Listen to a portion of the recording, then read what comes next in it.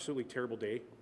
Constable Pirshawa's death is the latest to devastate Canada's police family at large, which has seen 6 officers killed since September, 5 in Ontario, 1 in Burnaby. Obviously, our thoughts and prayers go to everyone during this tragedy. Randall Mackenzie and Brandy Stewart-Sperry will be back in court on January 17th. Ali Chiasson, CBC News, Haldimand County.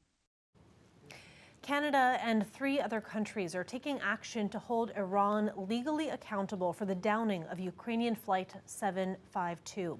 The commercial plane was shot down by Iran's Islamic Revolutionary Guard on January 8, 2020, shortly after taking off from Tehran.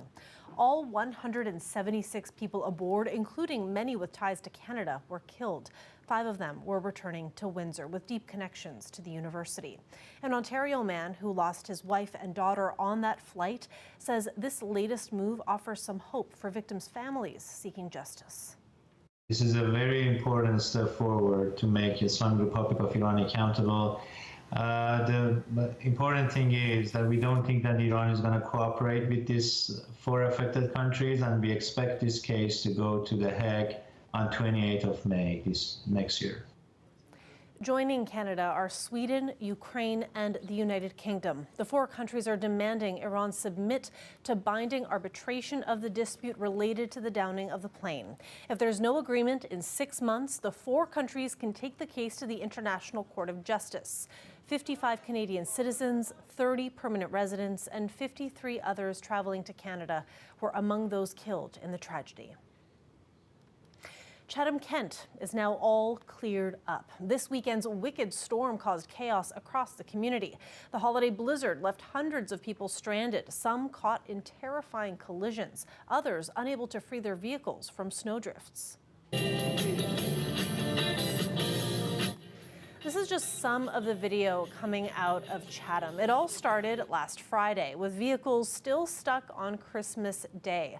Some people were forced to spend the night at the Walmart in Chatham. Others found space inside the homes of strangers. A hallmark way to spend the holiday. The storm shut down Highway 401 from Tilbury to London because of the collisions. And it's also renewed calls to build a concrete barrier along the corridor to prevent crossover collisions. As folks might notice, where the cable barriers are, which are still better than none, those are still better than none. But as you might see in some of the footage of some of these hair-raising collisions that were captured on dash cams during the storm, the cable barriers did not help very much. Those do not stop transport trucks, and a lot of those transport trucks cross medians. So that's another reason why we will not rest until those concrete median barriers are built the entire stretch from Tilbury all the way to London, because that's what helps. That if you see footage of other 401 collisions in that storm outside of Chatham, Kent, and Elgin County, they were kept safer because concrete median barriers already exist, and it actually helps block blowing snow, which was a huge issue during that storm. Travel woes are snowballing for people who have booked flights with Southwest Airlines. The company has canceled thousands of flights to and from the United States in the wake of winter storms across many parts of the country. But it's not the only reason why the airline is struggling right now. Travis Danraj has more from Washington. It's the airline so many travelers are angry with right now. Packed airports, missed flights, frayed nerves, all due to Southwest. Every time the text bings, I'm like, another delay, another cancel, don't cancel. Right now, we just want to get on a plane. Southwest has canceled more than 2,600 flights today, approximately 16,000 since that winter storm hit last week. But the weather isn't the only culprit. An old scheduling system and poor logistics infrastructure are also to blame. As for baggage and passengers who checked their luggage and are now trying to find it, an absolute mess. I'm here right now to get my luggage back that supposedly already flew in to Oregon. We spent 3 hours here yesterday and finally just gave up, and now we're here today and the line's much shorter, which is good, but still, it's been an awful experience. The company's CEO putting out a mea culpa video for all of it. Clearly, we need to double down on our already existing plans to upgrade systems for these extreme circumstances. The U.S. Transportation Secretary called it unacceptable. Pete Buttigieg saying his department may issue fines if it's found the company did not meet its legal obligation to passengers. From what I can tell, Southwest is unable to locate even where their own crews are, let alone their own passengers, let alone baggage. This is the scene at Reagan International Airport. More bags. On its website, Southwest says its vision is to be the most efficient and loved airline in the world. Across the United States tonight, you'd be hard-pressed to find many travelers that agree with that statement. Travis Danrich, CBC News, Washington.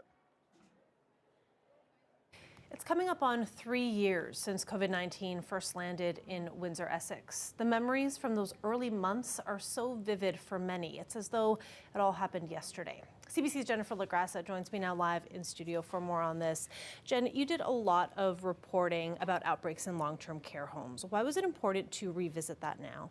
Well, I spoke with Giselle Harrison. She's an essential caregiver for her mom who was at the Village at St. Clair. And that was a home that had a large outbreak in December 2020. And I talked with her while it was happening and reported on how she was caring for her mom during that outbreak. Recently, she told me about how she's still trying to cope with those memories. So I thought it was important to revisit that time to take a look at how this pandemic is really still impacting people both mentally and emotionally. Once funny and vibrant, Rhonda Furman has a hard time remembering who her father was. Instead, the months leading to his death replay in her mind when he was underweight, distressed, and lonely. It was who he had become after months of being in lockdown. The day after Christmas is when he died. But yeah, I do. I don't sleep. I still don't sleep very well. I dream about it. I don't know. I feel guilty for putting him in there. Jack Furman lived at Richmond Terrace in Amherstburg. He suffered from vascular dementia, but Furman says her father was still mentally aware. For months, the home avoided a COVID-19 outbreak, but that meant sometimes going above and beyond provincial restrictions, which led to inspections and complaints. Furman went from visiting her dad twice a day to not at all. He was in constant isolation in there. I mean, I get the rules. They did a great job of keeping COVID out. I appreciate that. But in my eyes, my dad would have been better dying of COVID. He suffered for 9 months in that place. Just every day wondering if your dad's dead or alive. Is he eating? Is he drinking? Is he sleeping okay? Are they leaving him in a dark room? Eventually, she visited outdoors. The first time she did, she saw a cancer spot growing on his head. I don't know. I can't explain it to anybody. They don't get it. They don't. Unless you've lived it. This feels all too familiar for Giselle Harrison. She met me at the Village at St. Clair where her mother lived. It was her first time back since her mom died in June. Mom? Is Mom Vela okay? Harrison took this video of her mom in her room the day the home locked down due to COVID-19. I told her in the video that I loved her, that she had been a great mom, which she was. She was a fantastic mother. And that I was sorry that I was leaving her. She's in therapy now to ease the memories plaguing her mind. She was one of 25 essential caregivers who braved the worst outbreak at the home. There were 8x10 pictures of all the people who had died on the walls, lining the walls. And there was furniture piled to the ceiling of people who had died. So those memories will stay in my head. I hope not forever, but they're still pretty vivid. The home logged 320 cases among staff and residents. 63 people died. It was a horrible experience. I've never been to war, but I've seen things on television, and I hope I'm not insulting anybody who's been to a war, but it kind of felt like I was in a MASH unit where people were dying all the time. People called Harrison a hero then. She says she felt far from it. I didn't really feel like I had a choice except to take care of my mom, which was a no-brainer for me, but I don't regret doing it on some level because I wanted to be there for her, but I really regret doing it because of my own mental health and the cost I've paid since then. I spoke with a grief and bereavement counselor, Dana St. Jean, at the Canadian Mental Health Association. She said these feelings are absolutely valid and that there's no timeline on grief. But she says it's important for people experiencing extreme emotions like this to find ways to process them. She said that there's programming at CMHA where people can access support at no cost. And Kat, I just want to bring this back to Harrison for a moment as well. She said that she agreed to meet me back there despite how hard it was, just because she wants to keep this conversation going. She doesn't want elderly people to be forgotten. An important story. Thanks for this, Jen.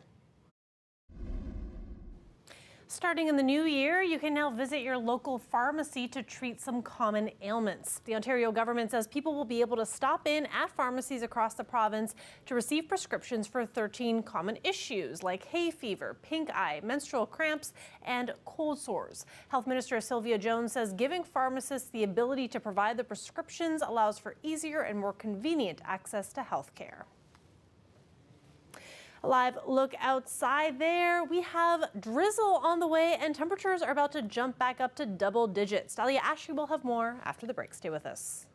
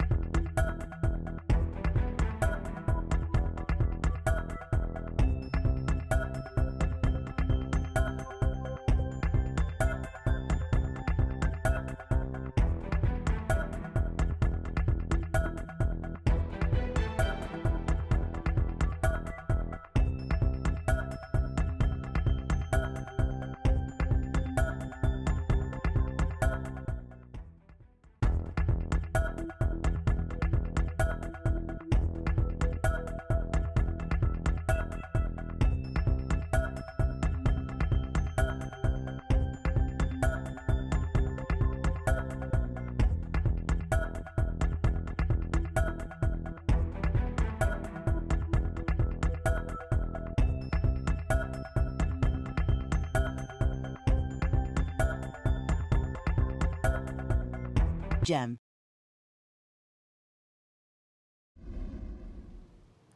cold wind, snow, and the ice pummeled southwestern Ontario over the past week. And it also caused birds migrating south to seek some shelter as the storm passed through. As Stacey Janzer reports, some ended up getting stuck in the foul weather. Live here at the ferry tip of Point Pelee. Donnie Moore and some photography friends traveled to the point to get some wintry shots.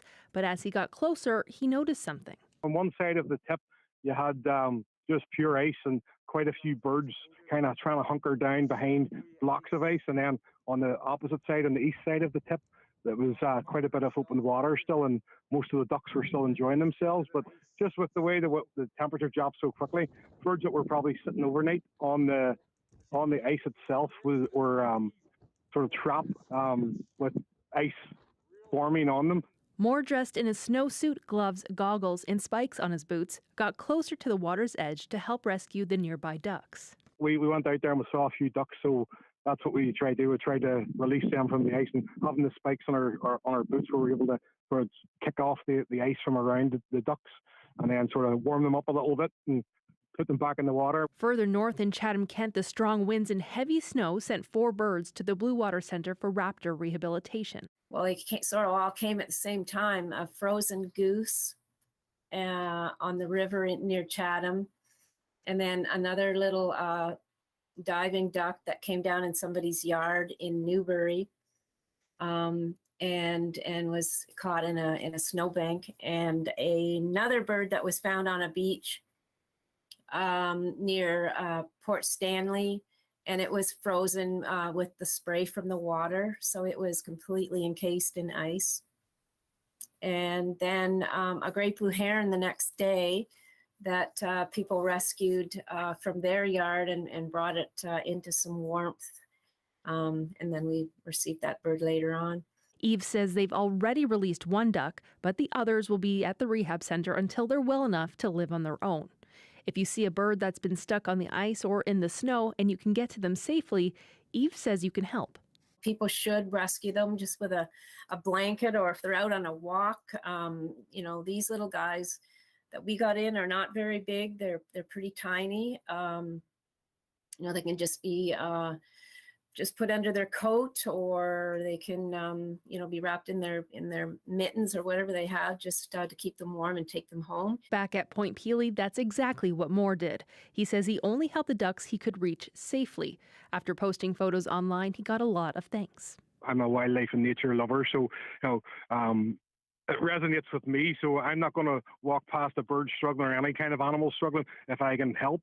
And the fact that people, appreciate that, it's always heartwarming. Those who have rescued wildlife, there are 2 local organizations to call: Erie Wildlife Rescue in Windsor and Wings Rehabilitation Center.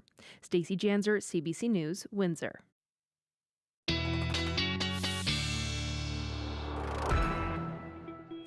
Dahlia Ashry joins us now for a look at our weather forecast. Dahlia, we're on the other side of the storm. Thank goodness. Yes.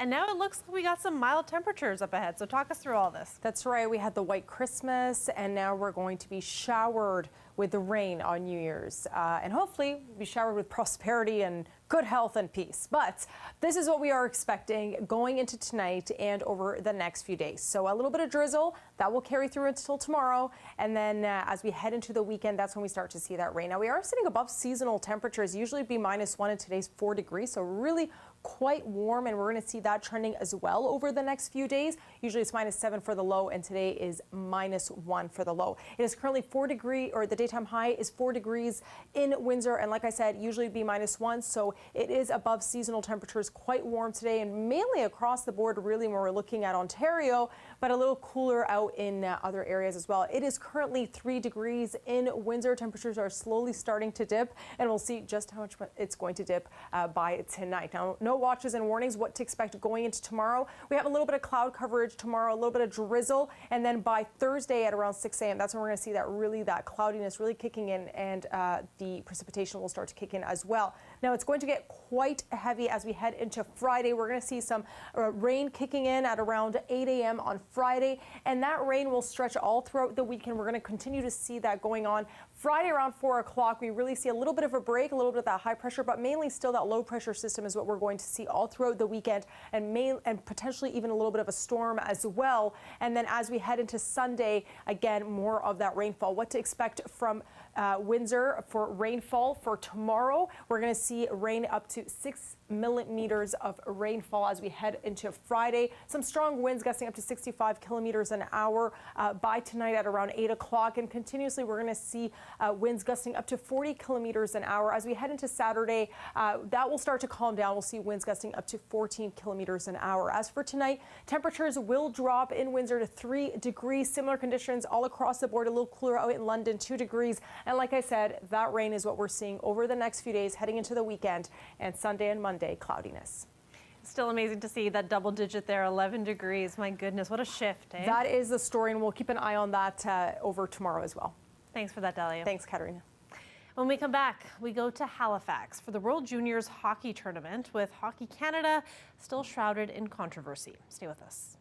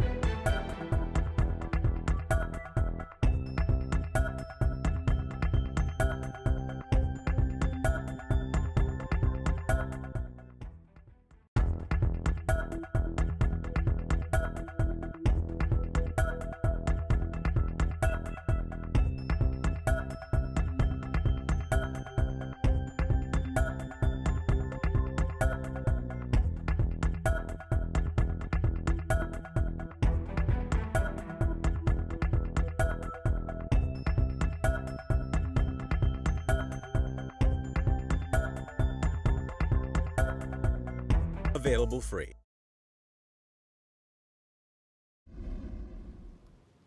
It's been 6 months since Halifax police opened an investigation into an alleged group sexual assault after the 2003 World Juniors hockey tournament in Halifax. The World Juniors are now back in that city, and there are concerns the police and Hockey Canada aren't doing enough to get to the bottom of the allegations. CBC's Karen Pauls has the story, and a warning: this story contains subject matter and language that may be unsettling to some viewers. This victims' rights activist believes well-paid current and retired NHL players are being protected by a culture that puts them on a pedestal. Those young men who were in the 2003 juniors, most of them, probably all but one that I know of, went on to play in the NHL. The 2003 allegations, made earlier this year by a man who says he saw a video in Halifax nearly 20 years ago.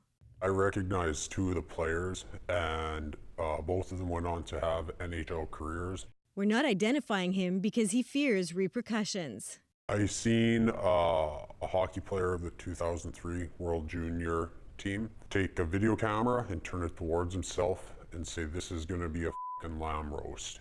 There was 5 or 6 naked players all masturbating, with one person having sex with a girl on a bed who seemed extremely intoxicated. Halifax police won't say who they've interviewed. At least 3 players we've heard from say they haven't been contacted.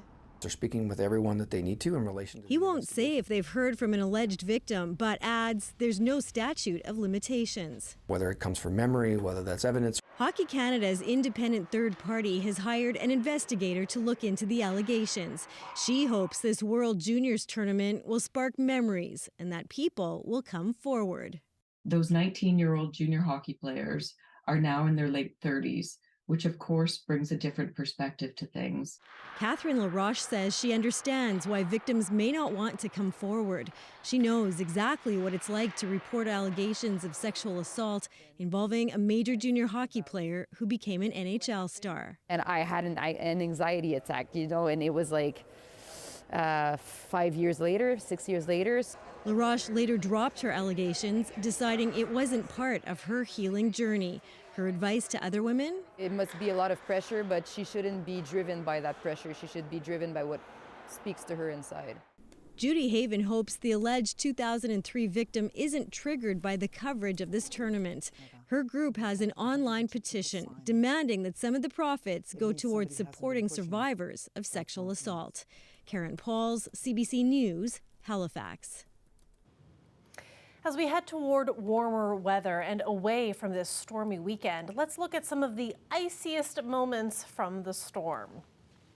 This is Port Stanley, a look from above at the ice stuck on the pier. Dozens of people making their way to snap pictures of this beautiful stormy mess. Donnie Moore posting the drone video online. A frozen moment in time, something beautiful out of that ugly storm. Some amazing images there. That is it for CBC Windsor News. For news anytime, you can always go to our website. Just go to cbc.ca/Windsor. And you can also find us on social media. We're on Facebook, Instagram, and Twitter. Thanks so much for watching and have a great night.